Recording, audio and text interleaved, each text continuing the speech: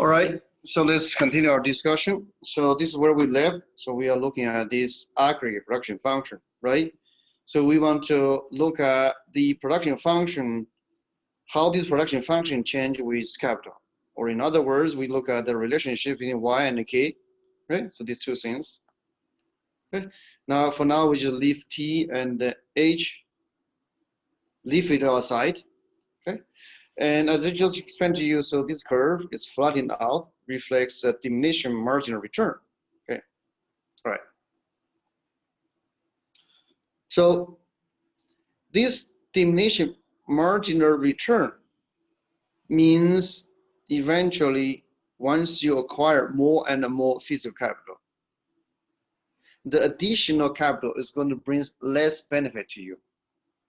So that just means over time, so your economic growth will slow down. Right? So that's the bad news.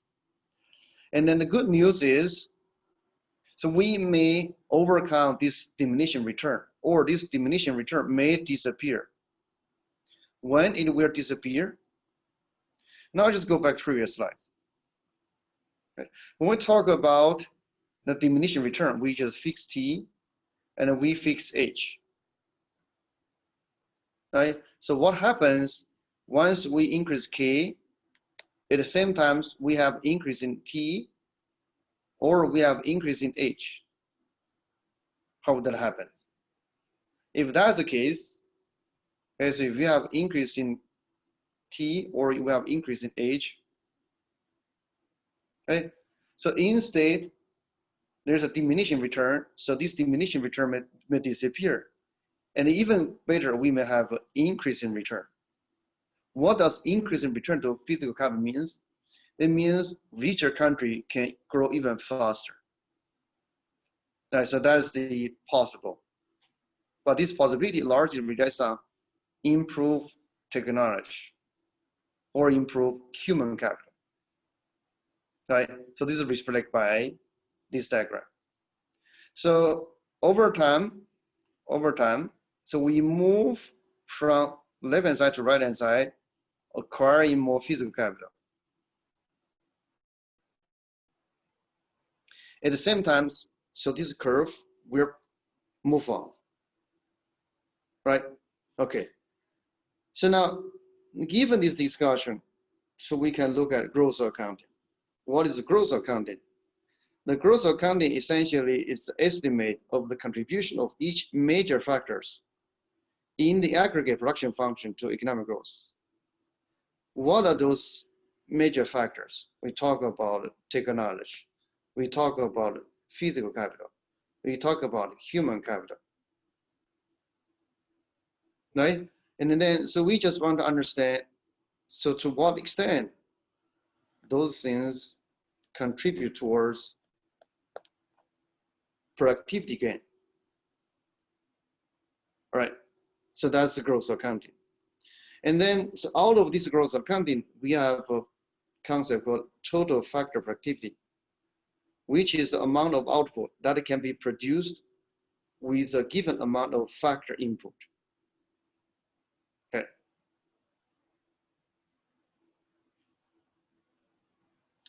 Now, so we understand this production function, and we just learned this growth accounting, right?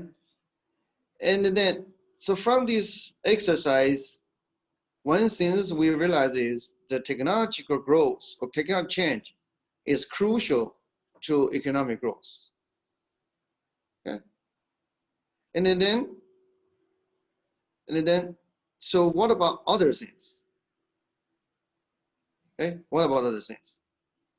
So in the modern world, human and physical capital matters more than natural resource for the great majority of countries. But what's human capital and what's physical capital? We already explained that. And why does it matter most? Is because the human capital and physical capital enters the production function, and also because human capital improves the efficiency. Okay, so in that sense, it's more important than natural resource. Right. So we skip this part. This is just a case study. Okay. Now here, so this graph just highlights the importance of economic growth. Right? So what is this? This is a satellite image during the night for two countries or neighboring each other. On the north is North Korea and south is South Korea. In the night, you can see, so in the entire region of North Korea, pretty much everywhere is dark, except Pyongyang, which is a capital. But if you go to south, everywhere is pretty light up. So that actually just tells you, so in south, there's more prosperity. Their economy is doing better. Right. So now we move to next questions. Why growth rate may differ? Okay. So the growth rate differs because of the following reasons: saving and investment spending, education, research and development. Okay. Let's go one by one. Why those things matters? Saving and investment. So that is going to affect capital, right? Because you save your money, you put in investment, and then you're going to accumulate physical capital. Okay. Education. What is education? Okay. So education, so this is regarding to human capital.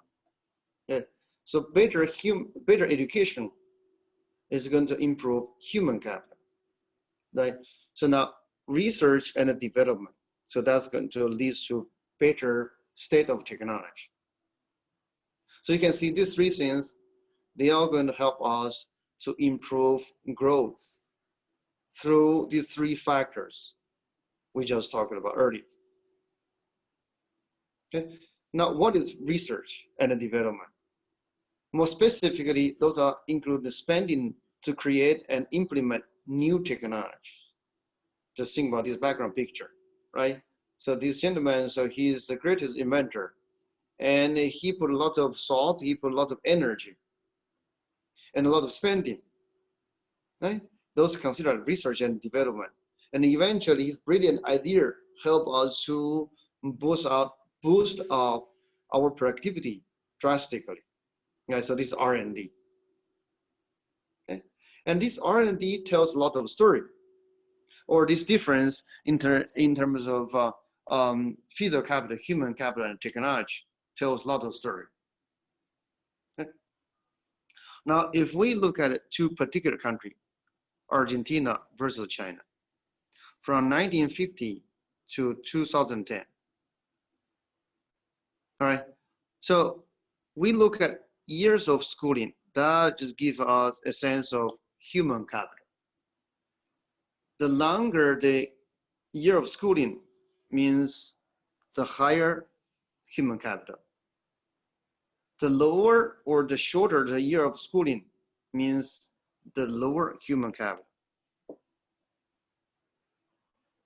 All right, okay, so now we look at 1950.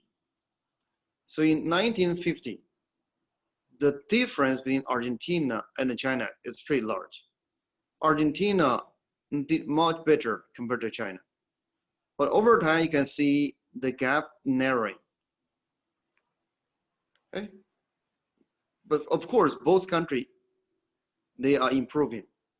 But the gap is narrowing.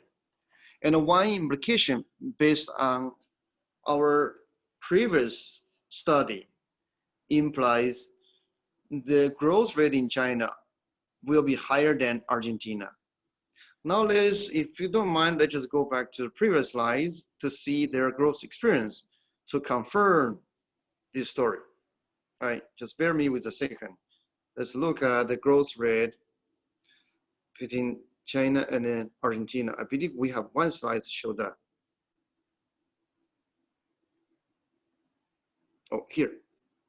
Okay, so here China, the growth rate is 7.6%.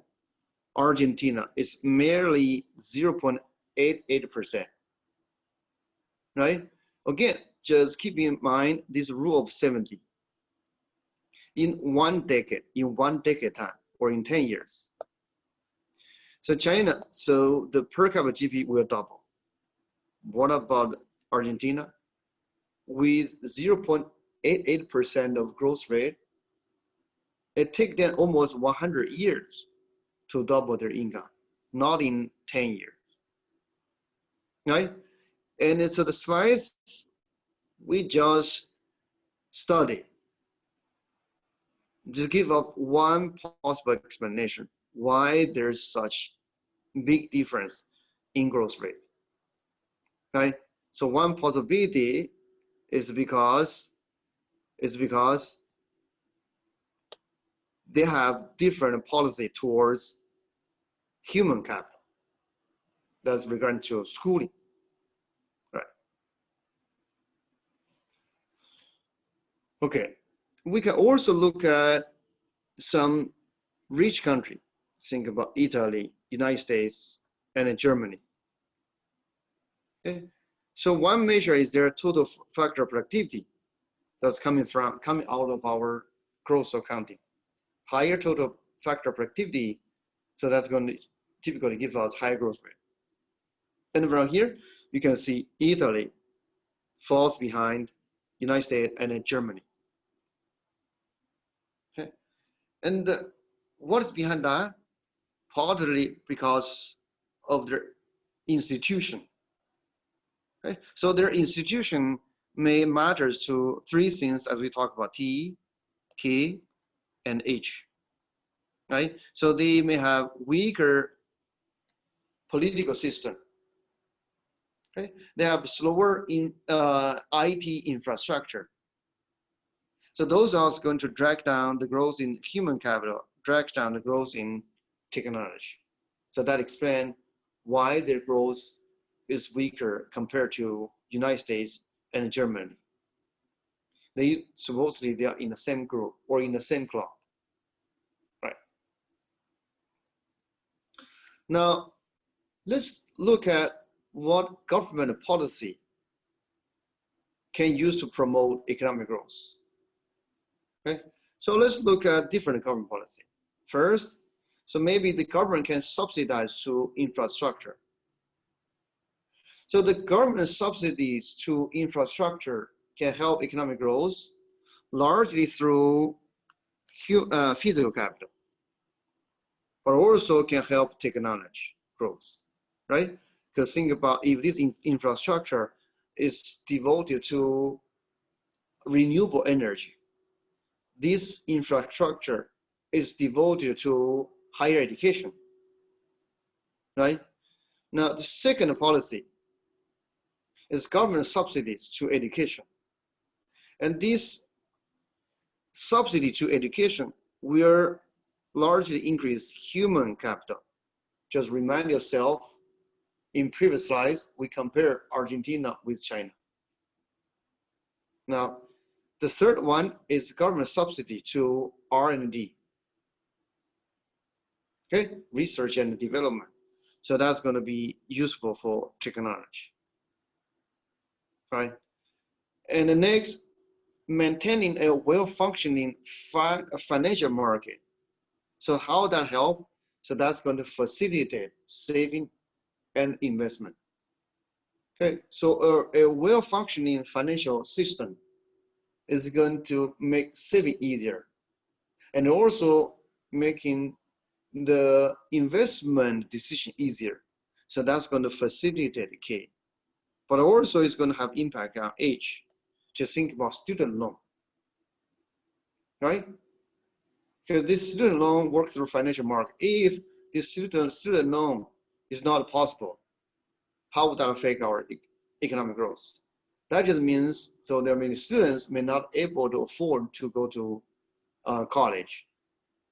If we have less college graduates, and then the human capital accumulation will slow down, right? Okay, besides those government policy, a strong protection of property rights will also promote economic growth. Why is that? It's because a protection of property rights will encourage innovation, right? So the innovation are crucial for technology progress. And lastly, political stability and a good governance also important. So in the sense, So political stability and give you confidence to do business, and give you confidence to invest, and give you confidence to carry out R&D, to do some innovation, right? So those are policies and institutions. Now here, just give you an example of infrastructure, how this infrastructure matters. Okay? So in this background picture, so this old infrastructure has been built more than 2,000 years ago in Roman Empire, right? So this Roman aqueducts. Okay, so this infrastructure dramatically improved the agriculture. Okay, so that's a perfect example of how infrastructure help economic growth. Okay. Okay. So here we can look at another case study. What caused East Asia's miracle? So this is refers to after 1970 or the 60s. So the growth rate in East Asia country, this includes, means not only countries, some regions, includes Singapore, includes South Korea, includes Taiwan, okay? And lately includes China. So their growth rate was phenomenal. Right? One story means not only one story, so there are several sources of growth. Right? So this includes high saving rate, good education, and a substantial technological progress. So that just directly goes to the three sources of production, which are three sources of factor in production we just talked about, includes capital, human capital, this physical capital, human capital, and technology, right? Okay. So now we can further look at a few countries to appreciate the importance of economic growth, right? So here we look at 1960 to 2013. And so this one successful story, which is South Korea, right? So you can see, so South Korea, so the economic growth was phenomenal. So increase from around 1,000, probably 2,000, to over 10,000. Right? So this increased by tenfold. But if we look at Argentina, so they start much higher level compared to South Korea, but now they're below South Korea. If you look at Nigeria, so they was below, but it still is below, and it becomes widening. Right? And what's behind this successful story, or what is behind this disappointment and the failure? There are a few things explain those unsuccessful story, because we already knew from previous slide, South Korea, why they're successful, saving, cares about education, and encouragement in technology progress. Now, what happens in Argentina, or what happened in Nigeria? Okay, it's because irresponsible government aid actions or lack of emphasis on education. We have seen the comparison between Argentina and China. And lastly, political instability. It's probably like in Argentina and in Nigeria. Okay? So this political instability discourage incentive to do business, discourage investment, right? And here just summarize what holds back March of Africa, those unsuccessful story or those failures, right? So this includes government corruption, civil wars, and political instability, and unfavorable geography, right?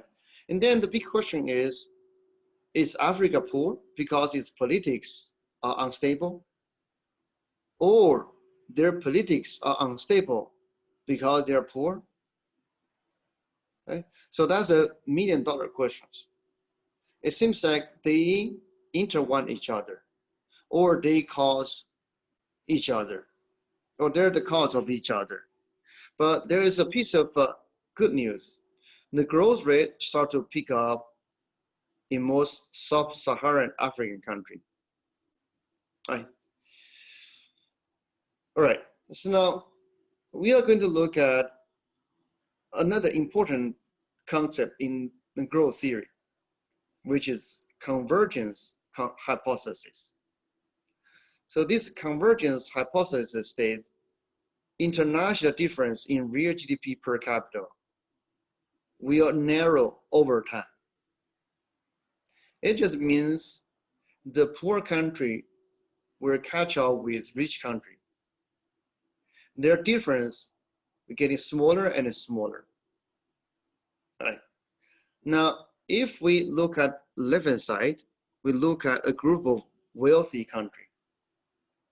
Okay. So look at here, we have Japan, Ireland, Spain, so United States here. Right? And what we see here is, so the higher their income in 1955, the lower the growth rate. Or in other words, the lower their income, like Japan, in 1955, the higher the growth rate. So what's the implication from this diagram on the left-hand side? If a poor country grows faster, while a rich country grows slower, that is going to mean over long term, the poor country is going to catch up with rich country. Right? So this is where this convergence hypothesis is coming from. Actually, the economic mechanism behind this catch-up comes from the diminishing marginal return to physical capital. Because a poor country like Japan, okay, so this when they used to poor, not anymore, right? So when they were poor, they don't have much physical capital,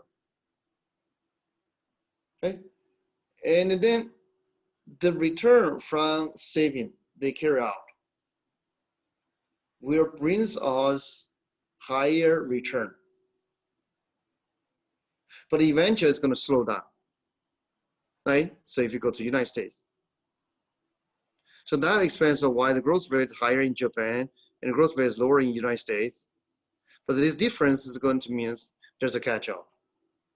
But unfortunately, if we look at the world as a whole, this story we saw on the left-hand side pretty much disappeared. Yes, you have country poor, but the growth rate is high. But we also have country poor, growth rate very, very low. Right? Just disappear. Okay. So in some sense, this convergence hypothesis only apply to a selected group of countries, to countries who have similar institutions, right, or similar technology, like this group of countries showed. Now let's look at these practice questions. Economic growth can be especially fast, A, for countries play catch up with countries that already have high real GDP per capita. This is true. B, for relatively poor country, if the convergence hypothesis holds true. Yes, that's correct. C, if the country is able to benefit from adopting the technological advance already used in advanced countries. Yes, that's also true. So the answer is D. Okay. So let's wait for a little bit, I want to make sure so we finish our discussion for the material. Okay. Now the last things we are going to discuss in this chapter is sustainable long-run economic growth. What does it mean and why that matters? It means simply because economic growth need use natural resources. growth is going to have impact on environment. It's going to have impact on the stock of natural resources. Whether it is sustainable, it just means so throughout the economic growth, did we use our natural resource too much? Did we create some permanent damage or long-term damage to our environment that make it impossible to repair over time? So that's the question of sustainable long-run economic growth. Ideally, what we want is our growth is sustainable in the sense, in the very long term, think about 100 years or maybe 1,000 years, we still have a livable planet. We still have plenty of natural resource for many years to come. Right? But right now, so it seems we are facing this challenge. Right? So they just summarize the questions. What does sustainable long-run economic growth means? Right? How large are the supply of key natural resources? How effective will technology be at finding alternative for natural resources? Can long-run economic growth continue in the face of resource scarcity? Okay? So these three questions just answer the sustainability of long-run economic growth. Okay? Now, if we look at our history, so that gives us part of the answers, right? Question number one, how large are the supply of key natural resources? Oh, sorry. So look at here. So this is real domestic oil price. For certainty, recently the price kind of collapsed. Now the price over here, right? So this is during financial crisis, the price hits over $100. From microeconomics, we must understand the price reflects the supply, right? And so this must reflect the demand is pretty high, and this also implies the supply is limited. If supply is unlimited, and then the price won't skyrocket, right? So that's answer the first question. So supply, in some sense, it is limited, and we are exhausting our supply of key natural resources. Now, second question. How effective will technology be at finding alternative to natural resources? Like in this background, so we have wind turbine, right? And we may have hydro powered power plant, nuclear powered power plant, right? So those relies on engineering to help us to find out answers. Okay. Third, can long-run economic growth continue in the face of resource scarcity? Okay. So now, look at this picture. So this real GDP growth, this oil consumption. Okay. And before 1980, these two catch up with each other. And starting to 1980, and it seems like the trend start to reverse. And hopefully this is a good sign. So this sign in the sense that we are aware of this environmental issue. We are aware of this sustainability issue. And hopefully, so we have a solution to that. Right. Now, to close this part, we can look at the trend in terms of growth and our impact on environment. So we have United States, Europe, and China. So these are carbon dioxide emission. Okay? And then clearly, so this has been closely related to their economic growth. Right? As we saw earlier, so China's growth picked up since 1980. Right? And accordingly, so their carbon dioxide emission also pick up. Now the question is, will they have the incentive, or will they have the power or the ability to contain this carbon dioxide emission? Right? So we leave this question for politician or for the future discussion. Right. In terms of dealing with this impact on environment, economists, they have different solutions, right? But overall, they prefer market-based incentive to reduce the carbon dioxide emission or reduce our impact on the environment. So this solution includes a carbon tax, which is a tax per unit of carbon emitted, or a cap and trade system that just says for each business, you're allowed to emit certain amount of emissions.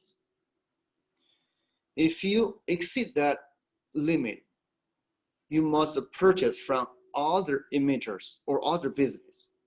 Okay, so they just let the market sort out how much you're going to emit or how much you're going to pollute.